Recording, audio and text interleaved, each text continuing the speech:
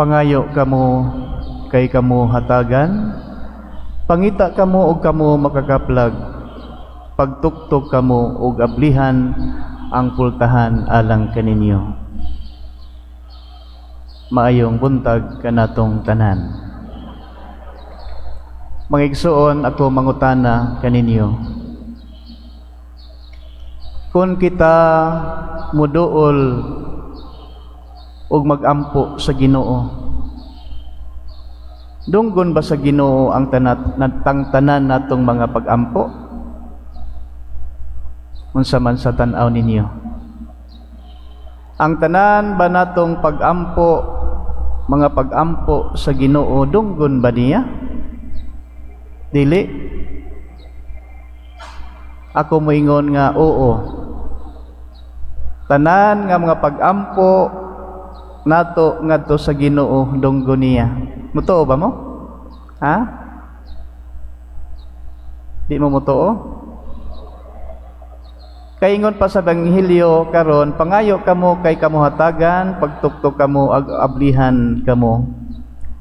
Mga igsoon, para kanako ang akong tubag, oo, no? Tanan nga atong mga pagampo dunggon sa Ginoo. Pero ang iyang tubag sa atong gipangayo ug pagampo kaniya dunggon sa tulo ka mga pamaagi. Ha? Una, mao kini ang iyang mga tubag, YNW. Unsa ning YNW? Yes, no, and wait. Ha, mao ni iyang tubag, tulo ka tubag. Una,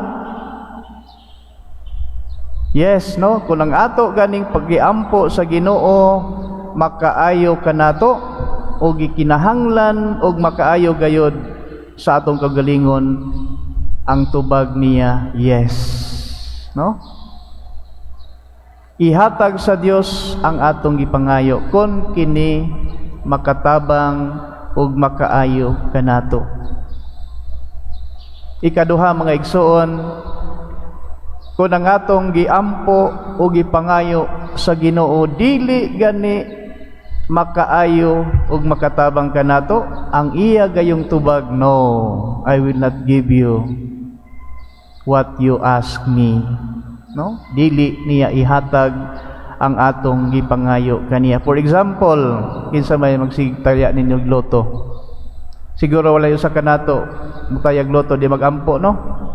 Maingon ka, Lord, padag-a in taon ko sa loto, Lord, makadao gani ko sa loto, Lord, kanang katunga akong ihatag sa Pilgrim Center nga imong pagabuhaton sa Birhen sa Rigla. Unya kay makadaog na ka, moingon po ka nga, Lord, makadaog gani kog loto, magsigi nagyog kog simba. Pero kay makadaog na kag loto, makalimot na magas Ginoo. Sa Ginoo nga makalimot na ka, mahadlok na ka mogawas sa balay, kay hadlok ka tulison nya, kung daghan na kag kwarta, mausab na imong batasan, adi ihatag sa Ginoo ang imong gipangayo. So no, dili nako ihatag ang imong gipangayo kay dili ni makatabang nimo. No?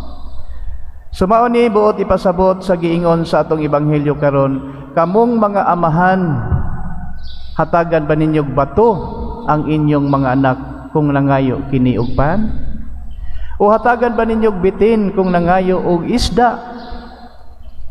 So kung ang atong gipangayo dili gayud makatabang og makaayo kanato, dili gayud kini ihatag kanato sa atong Dios Amahan. Amen. Mao na nga kun wala dungga ang inyong pagampo sa Ginoo, ayaw panluod. Kay usahay manluod manggod ta, Lord, nganong wa man nimo dungga ang akong pagampo? Sakit na ni akong tuhod, sigig luhod, nganong wa man nimo dungga? Ayaw ka discourage sa imong pagtuo kaniya, no?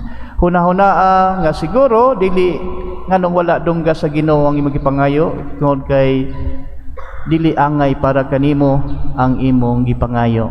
Og dili gani siguro aduna pay mas maayo nga ihatag sa Dios diha kanimo kaysa imong gipangayo. Mao na nga ayaw ka discourage, no? Ayaw panluod sa Ginoo, ayaw ka suko sa Ginoo. Amen. Kay matod pa sa atong ebanghelyo, kay kun ang amahan kuno nga dautan, muhatag man gani og maayong butang ngadto sa iyang mga anak, unsa pa kaha kuno ang atong maayo ug maluluy-on natong amahan nga atua sa langit. Ikatulo, mga igsoon, kung tan-aw gani sa atong Ginoo nga sa imong gipangayo, dili paninimo gikinahanglan pag-ayo, usahay dugay-dugayon sa Ginoo ug tistingan niya ang imong pagtuo diha kaniya. Mao na nga wait lang usa di sa nako ihatag imong gipangayo. Ako sang tan-awon ang imong pagtuo kung unsa ka tinuod ug unsa ka tiunay, no? Wa pa man nimo kinahanglan na ako sa ning i-delay paghatag nimo. Kun di baka ma-discourage, dali ma-discourage ug mohunong sa pag-ampo. Tistingan sa Ginoo unsa kalawom ang atong pagtuo diha kaniya. Mao na nga wait lang usa, di lang usa niya ihatag ang atong ipangayo kaniya. Mao lagi na kundi baka ma-discourage dayon ug mapadayonon maghihapon ka sa imong pagtuo kaniya. Bisan pag wala dungga ug dugay gihatag ang imong gipangayo sa atong Dios.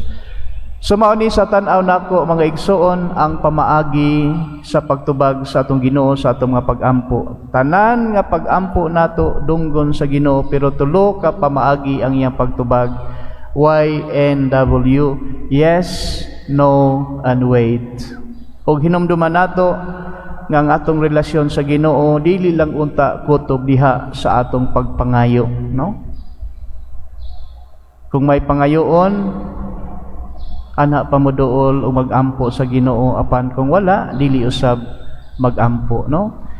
Panagyon may pangayoon o wala, may problema o wala, kinahanglan mag-ampo sa Ginoo, kay ang atong relasyon sa Ginoo wala nakadepende sa atong problema o unsa man ang atong gipangayo o pangayoon.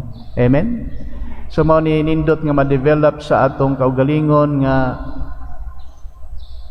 mutubo unta kini diha sa atong kaugalingon, labi na sa atong pagtuo kaniya, labi na ang atong relasyon nga wala gayud kini makadepende, no? Kung may problema o wala, may pangayon o wala, usa ta mo duol sa Ginoo.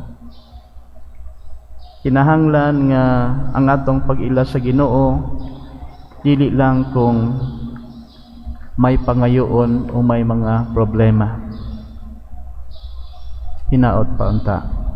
Amen.